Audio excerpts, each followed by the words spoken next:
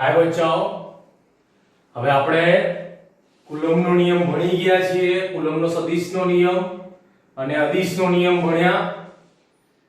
હવે એ બળ વિશે આપણે ચર્ચા કરી. મેં તમને કીધેલું કે બળ કેમ ઉત્પન્ન થાય છે ને, એનો પ્રશ્ન આપણે ઉદ્ભવેલો હતો. તો હવે 11માં આપણે એક વસ્તુ ભણી ગયા હતા. હવે સાહેબ હંમેશા જ્યારે ત્યારે 11મું કરે છે ને, કોઈને યાદ નથી કરવું 11મું. અડધા જણા હોય તો કઈ કર્યું પણ નહીં. હવે 11માં એટલી બધી ચિંતા ના કરશો, ખાલી જસ્ટ કહી દઉં છું અત્યારે કે તમે બેટા ગુરુત્વાકર્ષણ બળ વિશે કંઈક ભણ્યા. હવે જ્યારે ગુરુત્વાકર્ષણ બળ હતું ત્યારે સમજીએ કે બેટા આ ચોક છે અને આ ચોક પર અત્યારે આ પૃથ્વી દ્વારા બળ લાગી રહ્યું છે. તમે કહેશો ગુરુત્વાકર્ષણ બળ લાગી રહ્યું છે, સંપર્કમાં છે પૃથ્વીના નથી, તો તમે એ પણ કહેશો તો ગુરુત્વાકર્ષી ક્ષેત્ર છે ના, કઈ ક્ષેત્ર આવ્યું. તો આપણે જે કુલમ્બના નિયમમાં આપણે બેટા બે વિદ્યુત ભારો લીધેલા, બરાબર? આપણે ધન વિદ્યુત ભાર આપણે એક લીધેલો, તો બે વિદ્યુત ભાર પ્લસ q અને અહીંયા q0 કહી લીધો. તો આ જે બે વિદ્યુત ભાર છે એ બંને એકબીજાના સંપર્કમાં નથી, તો પણ આ આની પર અને આ q0 આની પર બળ લગાડે છે. તો કેમ આવું થયું? તો બેટા અહીંયા પણ કોઈ ક્ષેત્ર છે. શું છે બેટા? અહીંયા ક્ષેત્ર. આ જે ક્ષેત્ર છે એને આપણે બેટા કહીએ છે વિદ્યુત ક્ષેત્ર. તો આપણે અહીંયા વિદ્યુત ક્ષેત્ર વિશે ભણવાના છીએ. હવે માની લે કે અહીંયા પ્લસ q વિદ્યુત ભાર મેં સંતાડી દીધો મારા હાથથી, તો આ q0 પર બળ લાગશે? ઓફકોર્સ લાગશે ને. મારા સંતાડવાથી, ના દેખાવાથી થોડું તેના કારણ પર બળ નથી લાગવાનું. આનું અસ્તિત્વ તો છે જ ને અહીંયા. તેનો મતલબ શું છે બેટા? કઈ ક્ષેત્ર ત્યાં છે. તો આ ક્ષેત્રનું મૂલ્ય, અથવા આપણે હમણાં કહીશું કે વિદ્યુત ક્ષેત્ર ને ખાલી વિદ્યુત ક્ષેત્ર ની તીવ્રતા વિશે ચર્ચા કરીશું. તો એ કેવી રીતે મળે છે કુલમ્બના નિયમ પરથી એ આપણે હમણાં ચર્ચીએ. તો ફરી હવે બેટા ધ્યાન રાખ કે બેટા બે વિદ્યુત ભાર છે, એ બંને વિદ્યુત ભાર એકબીજાના સંપર્કમાં નથી, તો પણ એ આના પર બળ લગાડે છે, આના પર બળ લગાડે છે. કેમ લગાડે છે બેટા? ક્ષેત્ર છે. ક્ષેત્ર છે એટલે બેટા કંઈક નીકળતું હશે ના, કંઈક નીકળતું હશે આમાંથી,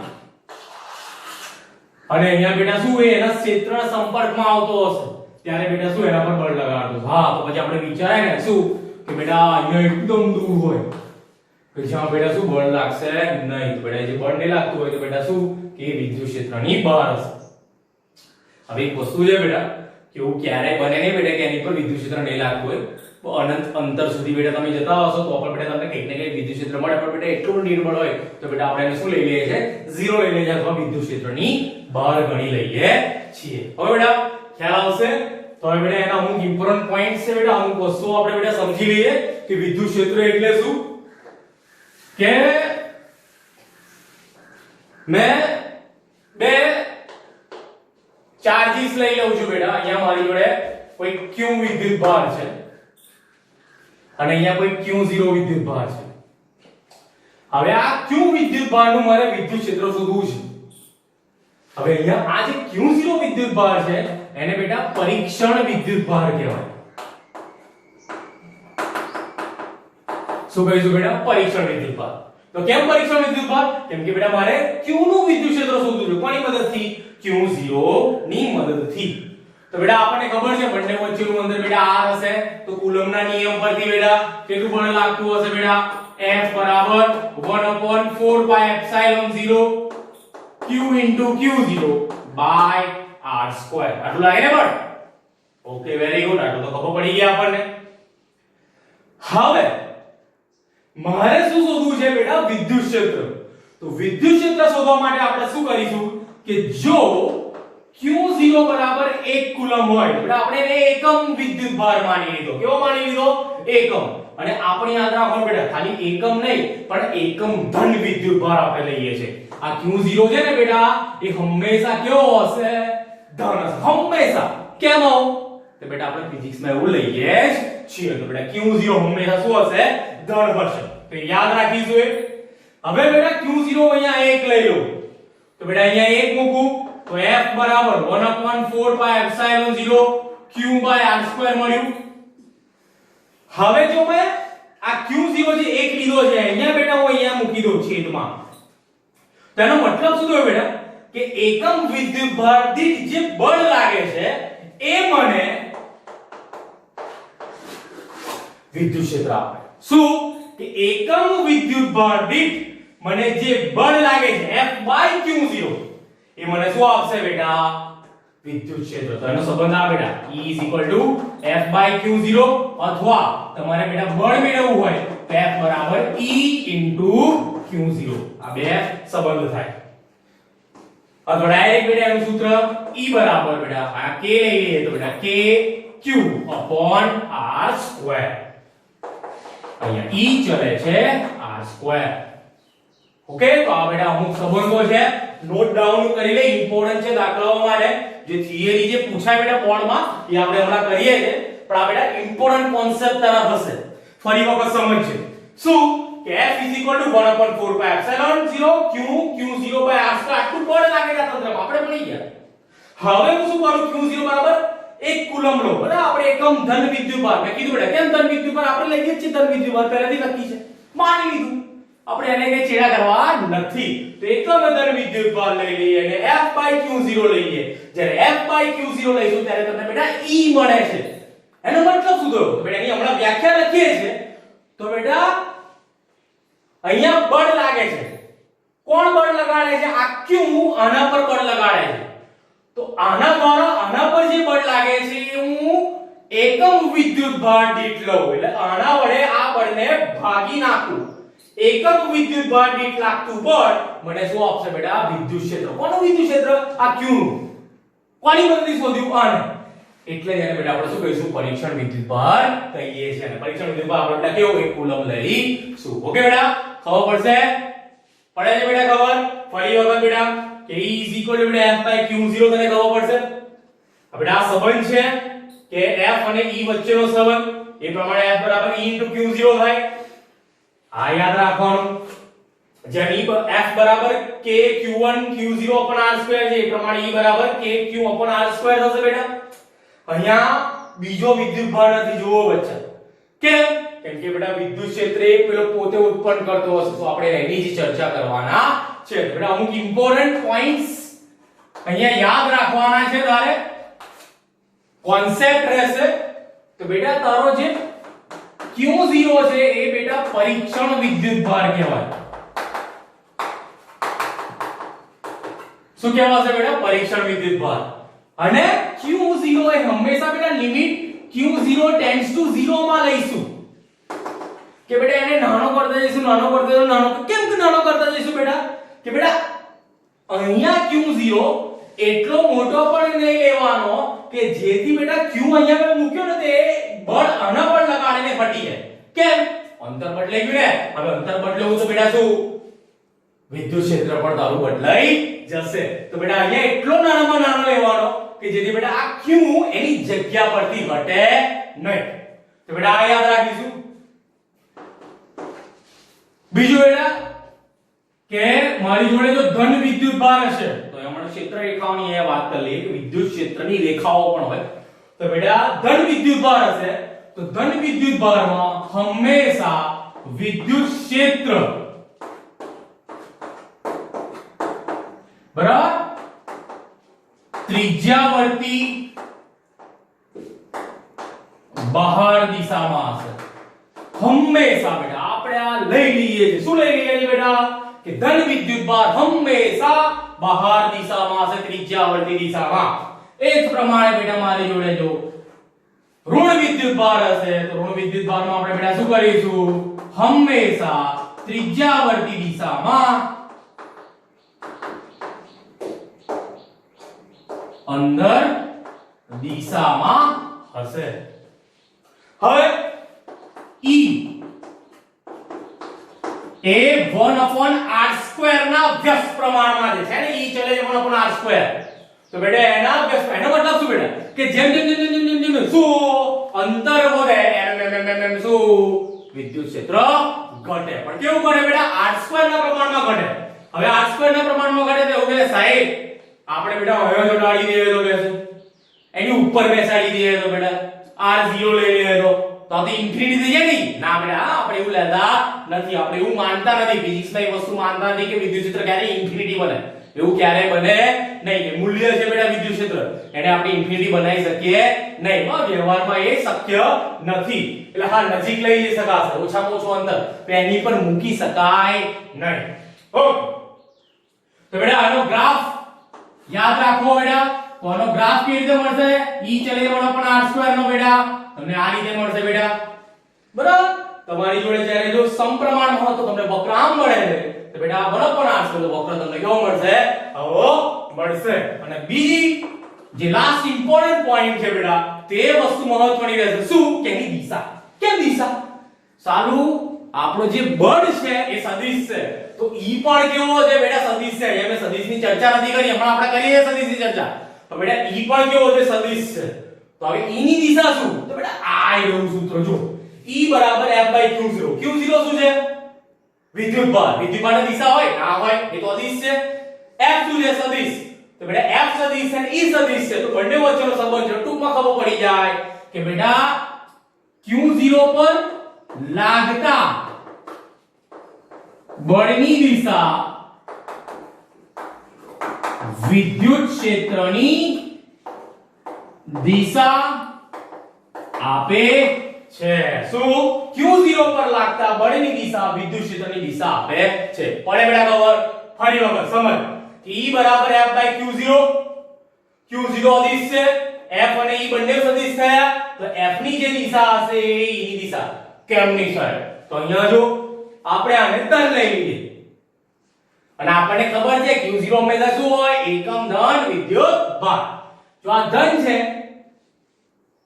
તો આ કઈ દિશા પર બળ લગાડે આવો પર તો બેટા આ દિશા પર બળ તો વિદ્યુત ક્ષેત્રની દિશા કઈ રહી આ બાજુની થઈ ને એટલે સારું આવી ગયું જો હમણાં જ કર્યું કે ધન વિદ્યુત ભાર હંમેશા કેવો હશે બેટા બહાર હશે તો જો એ બહાર હવે બેટા અહીંયા જો હું આને માઈનસ લઈ લઉં માઈનસ લીધું મેં એને આ ધન છે માઈનસ શું છે આકર્ષણ થશે તો આ બાજુ તરફ ખસશે તો ક્ષેત્રની દિશા બેટા ક્યાં આવી અંદર તરફ પડે સમજાય બેટા તો આટલા બેટા તમારા શું રહેશે ઇમ્પોર્ટન્ટ પોઈન્ટ્સ રહેશે નોટ ડાઉન કરી લે બેટા પોઝ કર નોટ ડાઉન કર ખબર ના પડે તો બેટા પ્લીઝ પૂછજે તું મને તો બેટા આ તમારો બેટા વિદ્યુત ક્ષેત્ર રહેશે વિદ્યુત ક્ષેત્ર ફરી વખત બેટા શું રહેશે કે F = 1/4πε0 q q0/r² q0 બરાબર બેટા 1 કુલમ લઈ લઈશું બેટા આપણે ત્યારે બેટા અહીંયા બળ ભાગ્યા પરીક્ષણ વિદ્યુત ભાર કરીશ તો મને શું મળશે વિદ્યુત ક્ષેત્ર મળશે બેટા ફીલ લેવાની છે આની બેટા તો એકવાર ફીલ લઈ લે તો વિદ્યુત ક્ષેત્ર આવડી જશે એની થિયરી તો બેટા બહુ ઈઝી બહુ ઈઝી એકવાર કુલમ આવડી ગયું બેટા બધું ઈઝી છે બધું કુલમ પરથી મેળવવાનો છે પડે ઓકે બેટા આ નોટ ડાઉન કરી લે બેટા ઓ બેટા લખી લીધું લખી લેજે પૂછી ના આવું પછી કહેતો નહીં બરાબર હો બેટા હવે આપણે સમજૂતી લઈ લીધી છે તો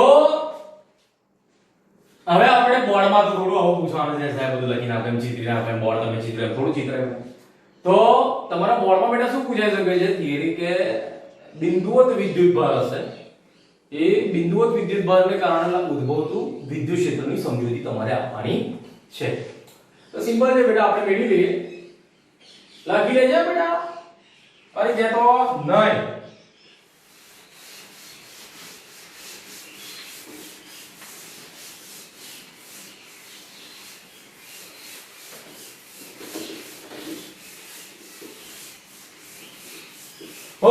હવે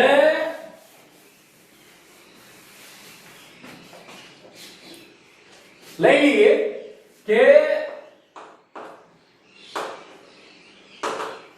બિંદુવત વિદ્યુત ભાર ના કારણે વિદ્યુત ક્ષેત્ર ની સમજૂતી બેટા આપણે મેળવવાની છે હવે આપણે હંમેશા કરતા આવીએ બેટા સમજૂતી મેળવીએ છીએ તો આપણે યામાક્સ પદ્ધતિ લઈ લઈએ બેટા યામાક્સ પદ્ધતિમાં બેટા આપણે અહીંયા આવું લઈ લઈએ તો અહીંયા આકૃતિમાં દર્શાવ્યા પ્રમાણે બેટા આપણે લખી લઈએ કે આકૃતિમાં દર્શાવ્યા પ્રમાણે કે ઉગમ બિંદુ O પર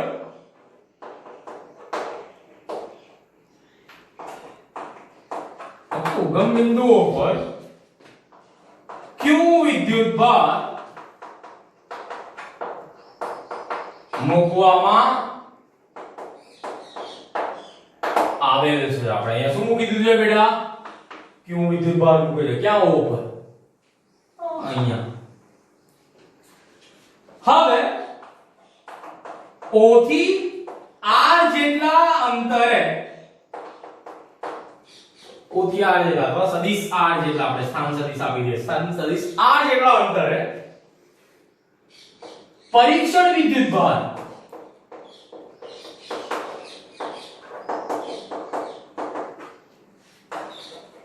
ઓકે. હવે O થી સદિશ R જેટલા અંતરે પરીક્ષણ વિદ્યુતભાર Q0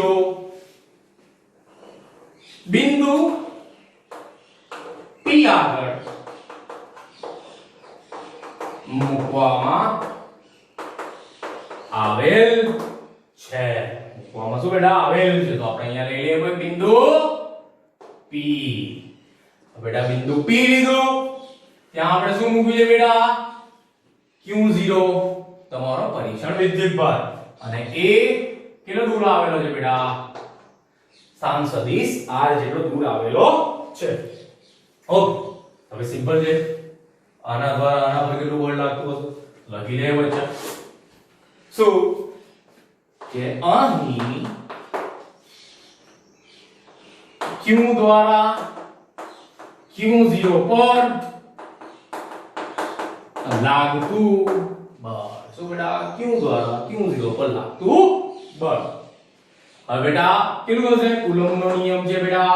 F બરાબર K Q Q0 R square. Okay પડી આવી સમજ K ની જગ્યાએ બેટા 1/4π તારા બુકમાં આપ્યું હોય ત્યારે લખવું હોય તો લખાય. K લખ્યો હોય તો પણ ચાલે. બંને કેવું હોય બેટા? સરખું છે. એની ચિંતા કરવાની ના. હવે યાર આ તો બેટા અદિશ થયું ને, અને આપણે તો અહીંયા યામ લીધા છે તો સદિશ કરવું પડે. તો બસ મૂકી દે ત્યારે આપણે એરો F પર. હા સાહેબ થોડું થઈ જતું F પર એરો મૂકી દો. હા આપણે કરવું પડશે ને મૂલ્ય તો શું કરીએ? એકમ સદિશ પણ મૂકી દઈએ. કોઈ એકમ સદિશ બેટા સદિશ આ છે અને એકમ સદિશ પણ શું થશે બેટા? પતિ શું થયું? બળ. હવે આ બળ મળ્યું હે. મારે તો બેટા વિદ્યુત ક્ષેત્રની ચર્ચા કરવી છે. તો વિદ્યુત ક્ષેત્રની ચર્ચા કરવા માટે શું કર્યું? હમણાં જ કર્યું ને કે જો Q0 બરાબર 1 કુલમ્બ લેતા Q દ્વારા લાગતું બળ અથવા Q દ્વારા લાગતું એકમ વિદ્યુતભાર દીઠ બળ એ વિદ્યુત ક્ષેત્ર કહેવાય. સો બેટા Q બરાબર 1 કુલમ્બ લઈ લઈએ તો Q દ્વારા લાગતું આની પર લાગે છે Q દ્વારા લાગતું આના પર બળ. આને તે એક લીધો ને કે એકમ લંબાઈ દ સોરી એકમ વિદ્યુતભાર દીઠ મારે બળ લગાડો. એકમ વિદ્યુતભાર દીઠ કેવું લઈશું? Q0 ને છેદમાં મૂકી દઈએ તો સદિશ F ભાગ્યા Q0 is equal to K Q upon R square into R caret. પડશે ખબર? સદિશ F ભાગ્યા Q0 is equal to K Q upon R square into R caret. હવે F by Q0 શું થયું? વિદ્યુત ક્ષેત્ર થયું. તો વિદ્યુત ક્ષેત્રને આપણે બેટા હમણાં લખું છું તમને કહેવાનું છે કે બેટા આપણે કેપિટલ E વડે દર્શાવ્યા હતા. કેનો લખું છું અત્યારે ખાલી કહી દઉં છું. વિદ્યુત ક્ષેત્ર આપણે શેના વડે બેટા કેપિટલ E વડે દર્શાવ્યા છે. એ પણ બેટા કેવી રીતે? સદિશ રાશિ. તો સદિશ E બરાબર તમને બેટા શું મળશે? કે Q R square into R caret. તો બેટા સદિશ E બરાબર કે Q R square into R caret. પડશે બેટા ખબર? ઓકે. તો બેટા એની વ્યાખ્યા લઈ લઈએ હવે બેટા વિદ્યુત ક્ષેત્રની. હવે સમજજે બેટા આપણે જે શોધ્યું ને એ આપણું વિદ્યુત ક્ષેત્ર બોલ કરું છું પણ એક્ચ્યુઅલી કહેવાય બેટા વિદ્યુત ક્ષેત્રની તીવ્રતા. કેમ વિદ્યુત ક્ષેત્રની તીવ્રતા કહેવાય? તો બેટા વિદ્યુત ક્ષેત્ર એક ખ્યાલ છે. વિદ્યુત ક્ષેત્ર ખ્યાલ એટલે કે દરેક વિદ્યુત ભારને પોતાનું ક્ષેત્ર હોય પણ દરેક બિંદુએ અલગ અલગ હોય. કેમ? કેમ કે 1/r² ના પ્રમાણમાં છે. જેટલું નજીક હશે એટલું ક્ષેત્રની મૂલ્ય કેવું વધારે, જેટલું દૂર હશે એટલું ક્ષેત્રનું મૂલ્ય કેવું બેટા ઓછું. તો બેટા એના એ જ વિદ્યુતભારનું અંતર પ્રમાણે બેટા વિદ્યુત ક્ષેત્ર બદલાય છે. જો અંતર પ્રમાણે બેટા વિદ્યુત ક્ષેત્ર બદલાતું હોય એના કારણે આપણે ખાલી વિદ્યુત ક્ષેત્રથી બોલતા હોતા, આપણે એને વિદ્યુત ક્ષેત્રની તીવ્રતા બોલીએ છીએ. કદાચ હું બોલતી બેટા વિદ્યુત ક્ષેત્રની તીવ્રતા કદાચ વિદ્યુત ક્ષેત્ર બોલું તો ચિંતા કરવાની નહીં, હું બોલું છું શું કે માની લેવાનું વિદ્યુત ક્ષેત્રની તીવ્રતા. આપણે બહુ ખાસ એમાં પડતા નથી, પણ આ ખાસ ધ્યાન રાખવાનું. વિદ્યુત ક્ષેત્ર બેટા ખ્યાલ છે કે દરેક વિદ્યુતભારને વિદ્યુત ક્ષેત્ર હોય. વિદ્યુત ક્ષેત્રની તીવ્રતા એ મૂલ્ય છે કે દરેક વિદ્યુતભારને કયા બિંદુએ નજીકનું બિંદુ હશે તો ઈ ચલે જવાના પણ r² આપણે ભણ્યા બેટા હમણાં પેલા પોઈન્ટમાં લખાયું હતું બેટા. જો નજીક હશે તો એનું મૂલ્ય વધારે, ક્ષેત્રનું મૂલ્ય વધારે, તેની તીવ્રતા વધુ. દૂર છે તો તીવ્રતા ઓછી પડશે. ઓકે, તો આપણે પેલા મેં ગ્રાફ પર દોર્યો બેટા. હા યાદ રાખજો પેલા હમણાં ગ્રાફ દોર્યો હતો શું હતો કે આવો હતો. અહીંયા બેટા આ તમારું અંતર રહેશે r અને અહીંયા તમારો e રહેશે. અને જેટલું નજીક હશે એમ e વધારે, જેટલું દૂર જશે એમ e કેવું થશે બેટા ઓછું. તે રીતે બેટા તમારે ધ્યાન રાખવાનું. ઓકે, હવે એની બેટા વ્યાખ્યા લઈ લઈએ કે કોઈ પણ વિદ્યુતભાર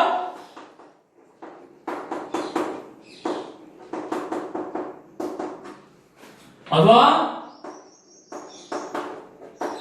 વિદ્યુતભાર ના તંત્રની આસપાસના વિસ્તારમાં મૂકેલા એકમ ધન વિદ્યુતભાર પર, ઓકે, કોઈ પણ વિદ્યુતભાર અથવા વિદ્યુતભારના તંત્રની આસપાસના વિસ્તારમાં મૂકેલા એકમ ધન વિદ્યુતભાર પર લાગતું વિદ્યુત બળ એ તે વિદ્યુતભાર અથવા વિદ્યુતભાર તંત્રનું વિદ્યુત ક્ષેત્ર અથવા આપણે હમણાં જે કીધું એ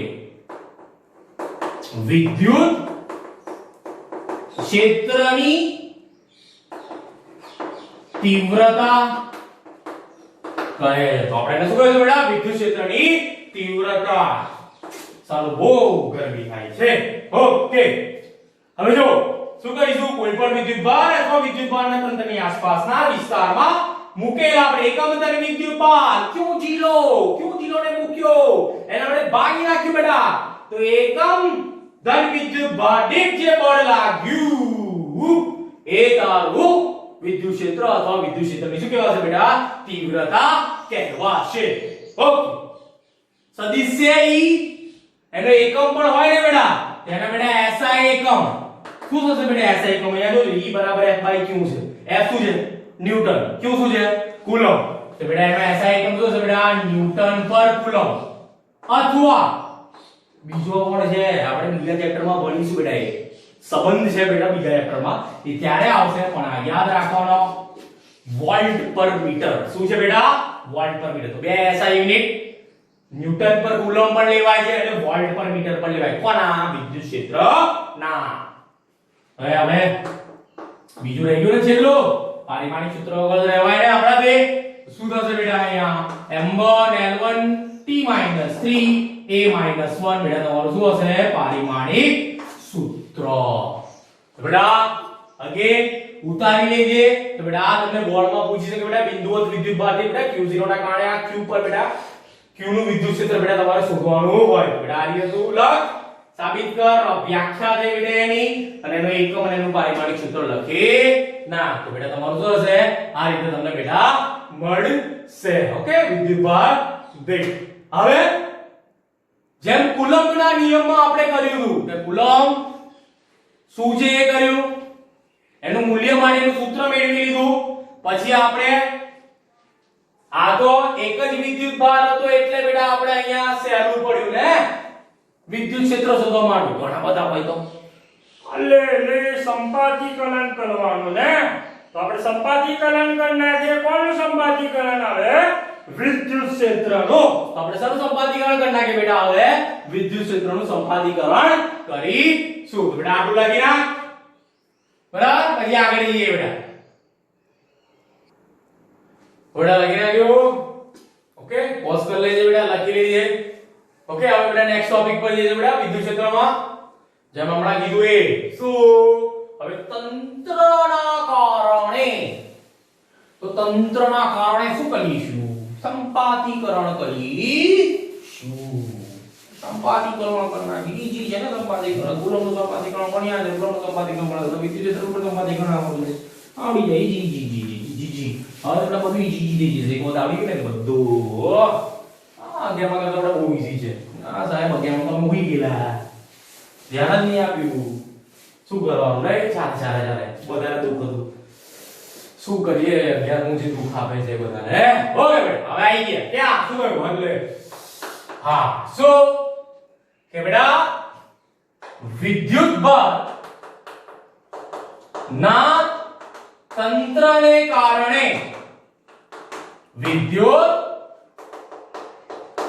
ક્ષેત્ર આપણે તંત્ર લેવું તંત્રમાં શું હશે ઓકે ઓકે શું આપણે તો રહેવાનું નથી બેટા યામ વગર તો યામ ગોઠવી દીધા અહીંયા ઓકે યામ હશે તો બેટા શું ઉગમ બિંદુ હશે ને બરાબર ઉગમ બિંદુ હવે જોઈ લે અહીંયા કે જે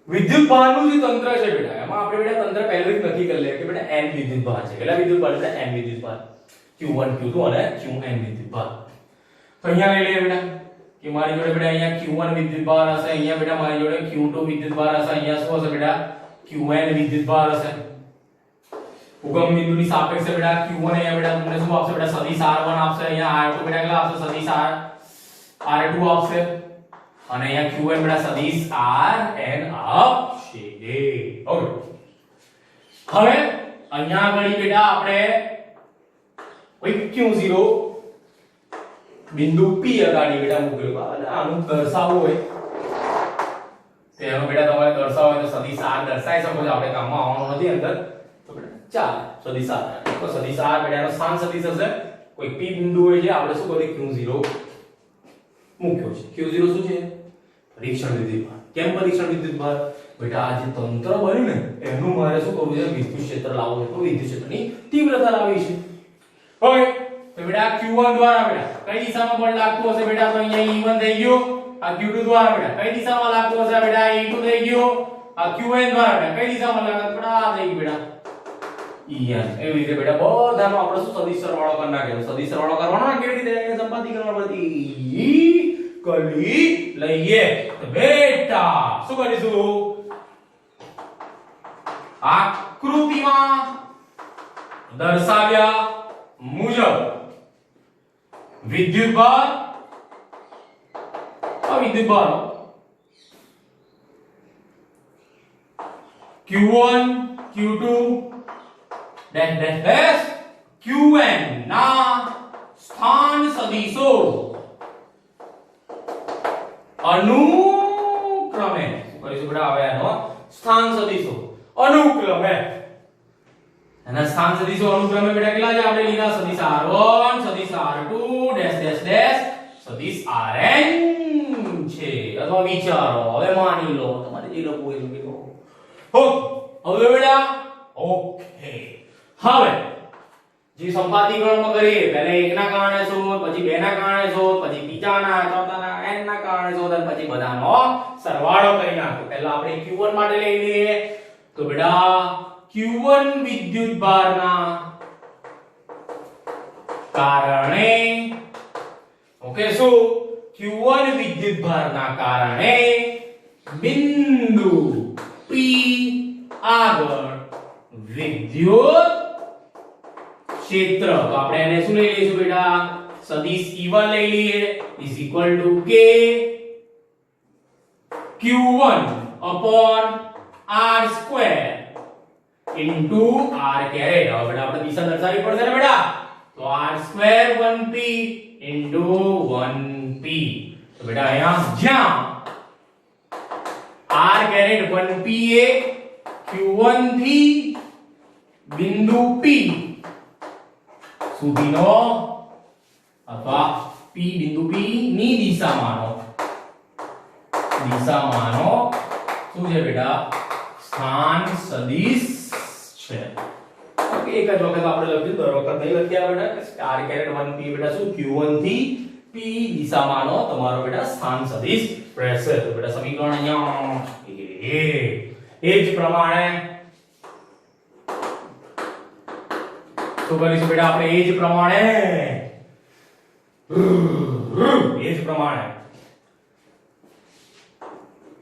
q2 દ્વારા બિંદુ P પર ઉદ્ભવતું અથવા લાગતું વિદ્યુત ક્ષેત્ર q2 દ્વારા બિંદુ P પર ઉદ્ભવતું અથવા લાગતું વિદ્યુત ક્ષેત્ર કેટલું થશે E2 બરાબર કે Q2 R2 1p into R caret sorry 2p into 2p r કેરેટ 2p બેટા શું થશે q2 થી બિંદુ P ની દિશામાંનો સ્થાન સદિશ બેટા એ જસ્ટ બેટા q1 ની જગ્યાએ q2 કરવાનું છે હવે મારી જોડે 1 2 3 મારે n લઈ લો તો ડાયરેક્ટ n ફોકાડી કે તેથી n વિદ્યુતભાર દ્વારા ઉત્પન્ન થતું વિદ્યુત ક્ષેત્ર અથવા લાગતું સારું લાગશે ને ઉત્પન્ન કર્યા કરતા બા બિંદુ P આગળ લાગતું વિદ્યુત ક્ષેત્ર તો કેટલું હશે બેટા વિદ્યુત ક્ષેત્ર બિંદુ P આગળ બેટા તો લઈ લઈએ અહીંયા સદિશ E બા નેટ લખવું હોય તો નેટ એટલે બેટા ટોટલ બધું ભેગું એમ E નેટ કેટલું હશે બેટા સદિશ E1 પ્લસ સદિશ E2 પ્લસ સદિશ En બેટા એમ કીધીએ E1 શું છે બચ્ચા k q1 r1p નો square r caret 1p plus k q2 r2p square into r caret 2p plus 10 k qn upon r np square into r caret np શું કરી દે બેટા આટલું બધું સરવાળો કરવાનો છે કશું કોમન લઈ લે શું છે કોમન કે કોમન કાઢી લઈએ હવે બચ્ચા શું આટલો લાંબો સરવાળો કરાવતો હોય તો આપણે શું કરી નાખીએ બેટા સિગ્મા આપી દઈએ બેટા તો બેટા સદિશ E net બરાબર k બાર સિગ્મા શું અહીંયા q upon r square into r caret સારું હવે બેટા આપણે 1p છે ને તો 1 થયું 2 થયું ને n થયું p નું બિંદુ તો ત્યાંનું ત્યાં જ રહો ને તો p ના p જ રાખીએ અહીંયા